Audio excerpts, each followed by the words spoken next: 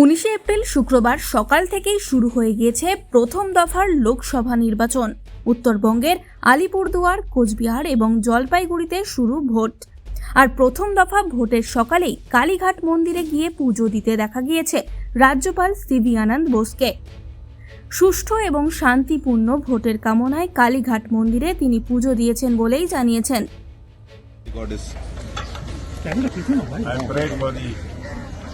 Well-being for the people of Bengal and also for a free and fair election. Yes. Sir, from yesterday only incidents of violence and news of violence are coming from different parts of North Bengal. What would you say, sir?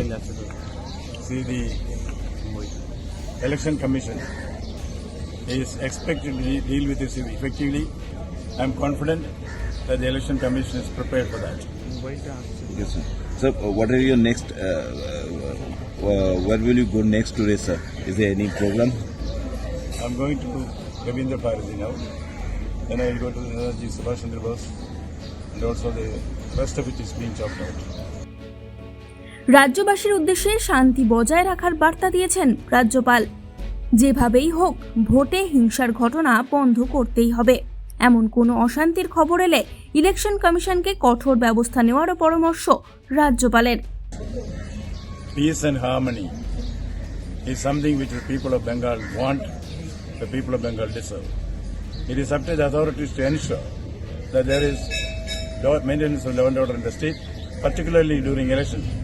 Violence has to be avoided at any cost, and any perpetrators of violence has to be booked, and stern action should be taken.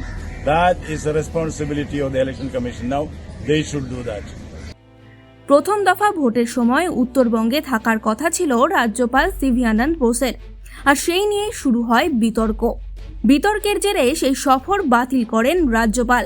এই প্রসঙ্গে রাজ্যপাল জানিয়েছেন, আমার উত্তরবঙ্গে যাওয়ার কথা ছিল, কিন্তু এই নিয়েই শুরু হয় রাজনীতি এবং বিতর্ক। আমি উত্তরবঙ্গে যাইনি ঠিকই, তবে যেখানে মানুষের আমাকে প্রয়োজন হবে আমি পৌঁছে যাব। I wanted to go to North Bengal. That became a political issue. I did not want governor to be made a pawn in the political chess game. I do not believe in knee-jerk reactions. Therefore, I decided to confine myself to Calcutta. But wherever people need me, I will reach there. রাজ্যপাল জানিয়েছেন, আজ অধিকাংশ সময়ই আমি piece রুমে থাকব। কিছু কারণের জন্য আমি উত্তরবঙ্গে যেতে পারিনি ঠিকই, তবে 24 ঘন্টা মানুষের অভিযোগ শোনার জন্য আমি আছি। যে কোনো সময় মানুষ নিজের অভিযোগ জানাতে পারবেন। আমি বা আমার কর্মীরা 24 ঘন্টা থাকছি পিস রুমে। I will be spending more time in the peace room now. Since I am not going to North Bengal for certain reasons, I thought I should be available to the people 24/7. I will be there, my staff will be there. The peace room will be more active than it earlier was. রাজ্যপাল যে মানুষের পাশে সবসময় রয়েছেন তা আরও একবার স্পষ্ট করে দিলেন। যে কোনো সময় মানুষের প্রয়োজনে তিনি পাশে দাঁড়ানোরও আশ্বাস দিয়েছেন।